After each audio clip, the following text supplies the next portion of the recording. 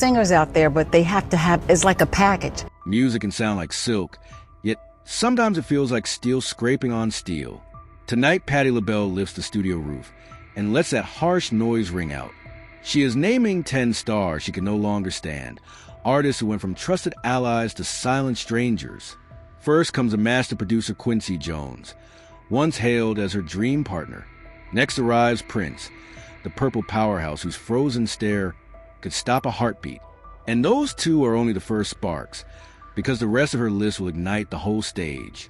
The stage lights may glitter, but behind them the floor is littered with broken plans. Patti LaBelle met one, and his name was Quincy Jones. This tale carries no smashed guitars, no shouted slurs, only a long, lonely wait for a phone that refused to ring. That silence echoed louder than any insult. Patti had been the living spark of LaBelle, fearless and wild, the voice behind Lady Marmalade. After that smash hit, she craved a rebirth, a producer who would trust her raw thunder instead of smoothing it away. When Quincy grinned and said, "We should do something real," she thought her dream had landed right in her hands. Patti poured her hope into him. Every daring riff, every late-night prayer. Quincy, blessed with golden ears and soul that once set chart ablaze, seemed ready to let her sing straight. No glitter, no gloss. She pictured long studio nights filled with sweaty joy. But then the whirlwind named Michael Jackson swept into the room, and every spotlight spun toward him. Patti adored Michael's magic, once gushing. Michael was like a little star born to shine. Off the Wall rocketed up the charts, and the world roared. Yet to climb that summit, someone else had to stay in the valley, and that someone was Patti.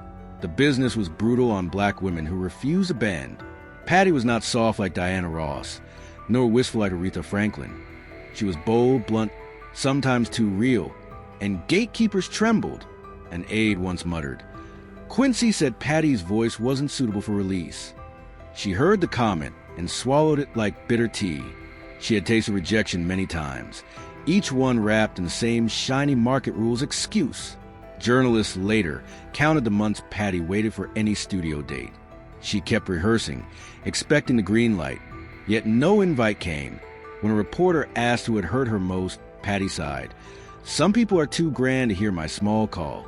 Crowd laughter followed, but the wound ran deep. She did not hate Quincy. She simply needed him to believe in her, and he chose another road. She kept singing, kept smiling, because black women have always carried storms and still stood tall. Yet beneath the applause, beneath the sax lines curling through dressing room walls, she remembered that silent telephone and the gifted man who faced another way. That memory can chill a heart forever. Philadelphia once placed Patti LaBelle and Kenny Gamble side by side on its musical throne. They were the city's bright banners, chilled in the same streets, scented with incense and Sunday songs. Every fan thought their bond would last forever, but calm days turned to ice in a blink. Patti explained the crack with a weary whisper backstage. "I don't need a manager telling me what song to sing or what color dress to wear." True to her bold heart, she turned down a contract at Philadelphia International Records, the empire Kenny built with Leon Huff. She refused to be stamped by any factory line. For many performers, a refusal is business math, but for Kenny it stabbed at pride. He was not just a label chief, he was the architect of an entire sound. Philadelphia's soul rolled like velvet thunder, a rhythm all its own, and Kenny believed any artist outside his circle stood outside the city's very heart. The moment Patti chose freedom, Kenny's friendly nods vanished. No more warm backstage greetings on big TV specials. Only a freezing hush left in their place. Industry insiders tell one chilling story. Patti's name first appeared on a tribute album to Philadelphia greats, then vanished as if erased by invisible ink. No reason, no apology. Rumor whispered that Kenny himself blocked her path. No proof reached print. But in music, whispers grow heavy enough to slam studio doors. Patti never pointed a finger, yet disappointment colored her every word. During a local radio chat, she said, "Some people just can't accept that you won't walk in their shadow." No name, but every insider understood. Their riff sparked no tabloid fire, and that quiet made it burn deeper. Silence can weigh tons between two people who once shared dreams, lyrics, and late-night coffee runs. What cut Patti most was not missing a project, but losing warmth from a hometown brother simply because she chose to stand alone in an industry that bends everything from voices to gowns. Her stand was fierce, and the bill was steep. While touring Europe, admirers asked, "Why do you never sing Kenny Gamble songs?" Patti smiled and answered that not every Philadelphia melody was his. Prince was another story, sharp yet silent. He seldom showed dislike, and that ghostly calm chilled Patti even more. She once said, "There are some people whose silence feels colder than when they scream in your face." With Prince, there were no rejections to quote, no clear slight to mark, only an unseen wall too tall to climb. During the late 1980s, Patti's name still blazed across billboards when she received an invite to Paisley Park, Prince's private fortress. No one knew why he summoned her, and only Patti knows what truly occurred. She later sighed, "I don't know who I just met, a genius or a ghost." The session felt otherworldly. Prince floated around, nodded, stared, and vanished through side doors without a word. No warm greeting like, "Patti, I admire you." No hint of shared excitement. Just fog thicker than smoky club air. Patti walked out with her head high, but cool ache followed her home. She had never been treated as invisible. Her whole career had been a roar, not a whisper.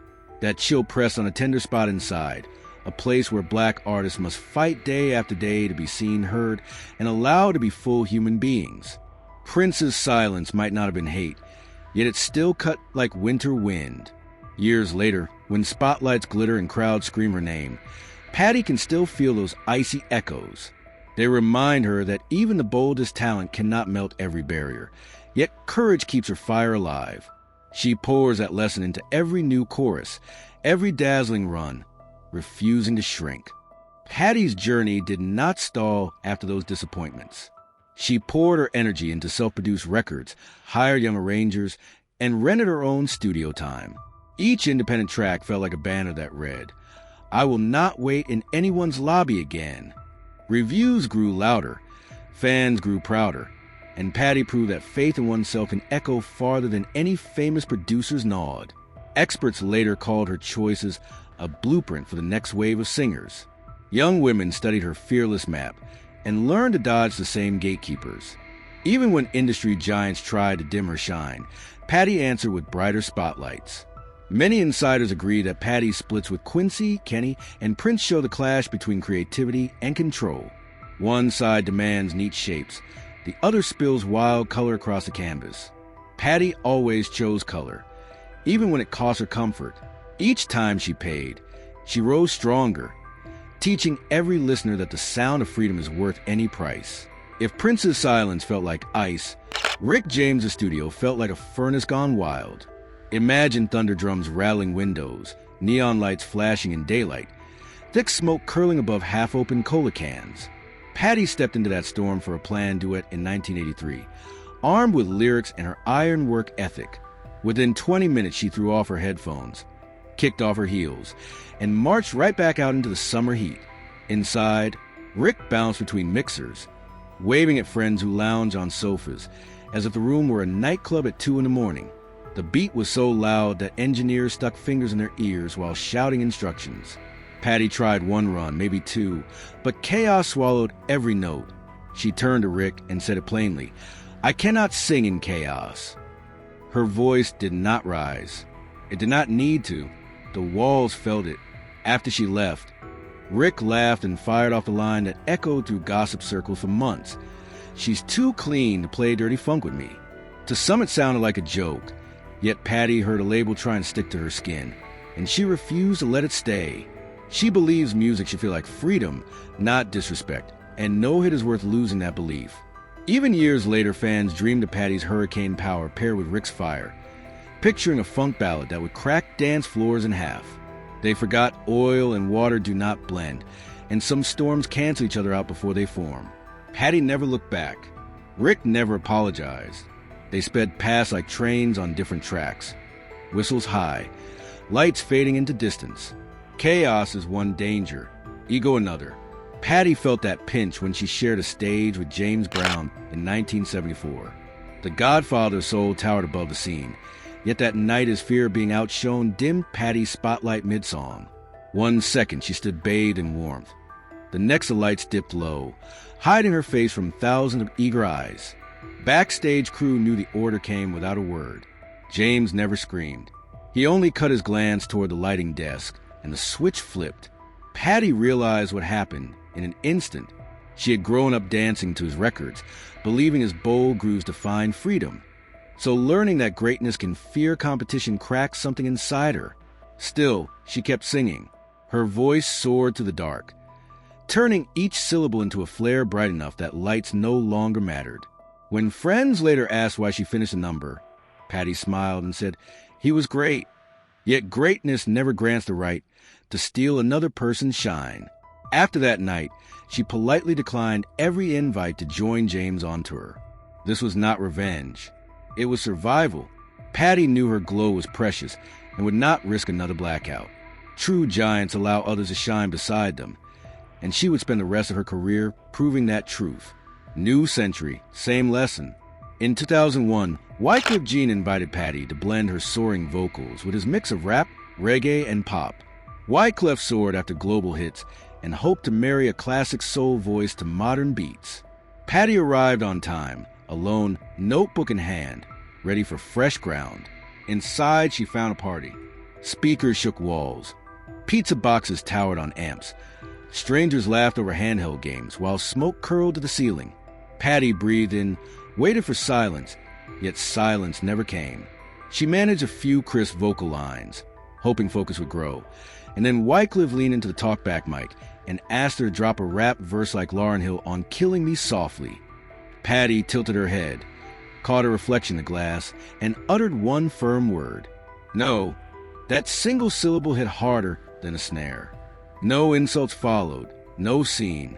Patty simply removed her headphones, thanked the engineers, and walked into the blazing afternoon outside the studio. Some took her decision as proof she disliked hip-hop. They misunderstood. Patty respects any style that respects her voice.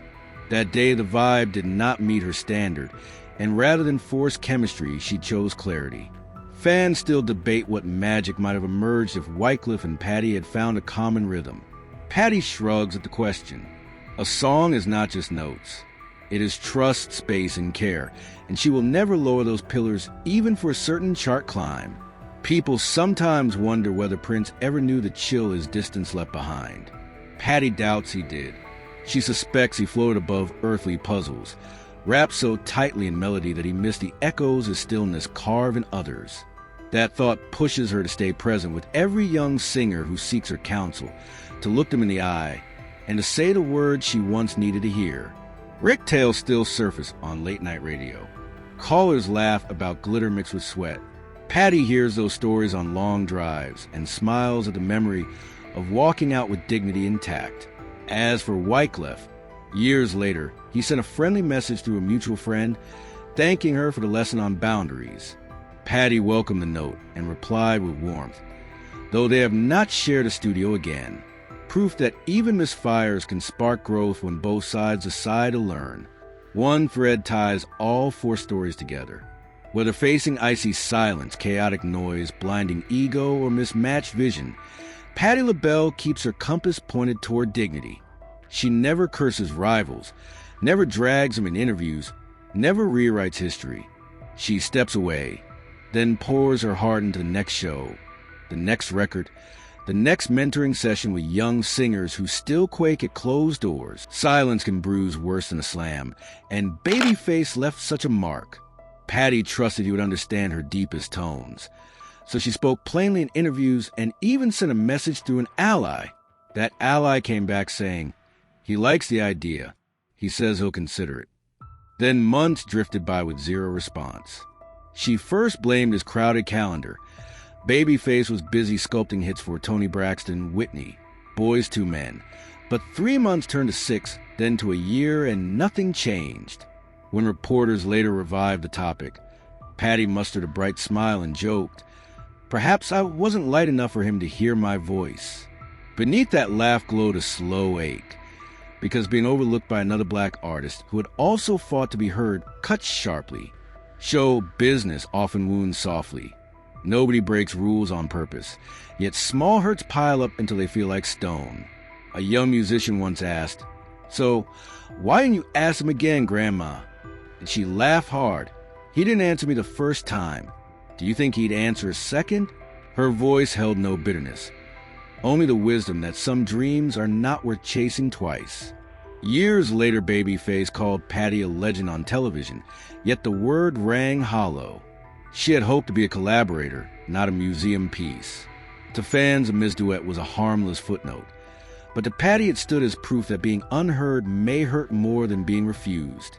Nile Rodgers carried dancing disco sparks into every room, while Patti sought notes that made listeners pause and ponder.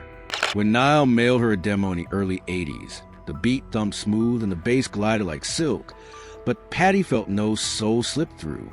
She took off her headphones and told her aide, "I can't sing this. I don't hear myself in it."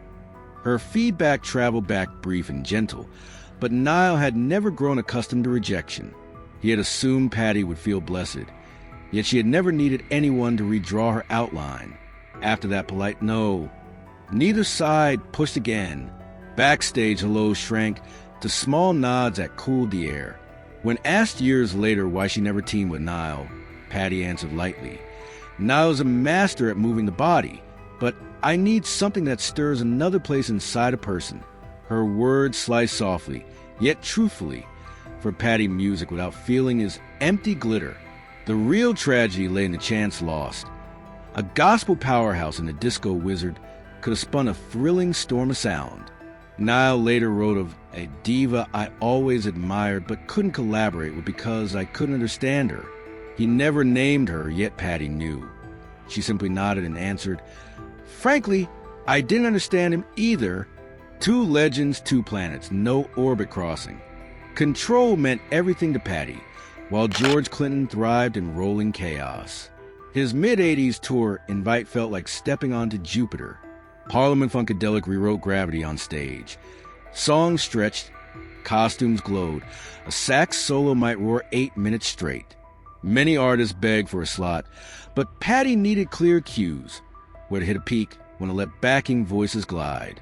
With George, rehearsals lived in vapor, and set lists morphed whenever he felt a breeze. She declined courteously, and George laughed it off. He quipped later, "Patti doesn't fit into my outer space. She needs more level ground." A joke wrapped around a sharp truth. They still share cordial greetings at award nights, but no new invitations arrived. Patti once noted, "If I stepped onto George's stage, I'd fall from the first minute because I wouldn't know what a rhythm was." That playful line sums up her lifelong code. Freedom dazzles, yet discipline guards a heart of song. When Teddy Riley invited Patti into a slick 90s studio, he dreamed of fusing classic soul with shiny electronic R&B. The track began crisp as fresh asphalt. Patti's voice climbed warm and bold, but suddenly auto-tune glazed her tone. Teddy tweaked knobs with pride, certain he was carving diamond edges, but Patti froze behind the glass. A second request to soften her run with the machine tipped the scale. She removed her headphones and spoke each word clear. "I don't need my voice corrected. I need a microphone and a heart." Teddy stepped back, arms folded, and within 10 minutes the session dissolved into silence. Later he commented politely, "Sometimes to move forward, you have to be willing to change." Patti never replied in public, only remarking, "I come from a world where people cherish the beautiful imperfections in a voice." That duet vanished. No hype, no online feud. Only two icons quietly erasing each other from future projects.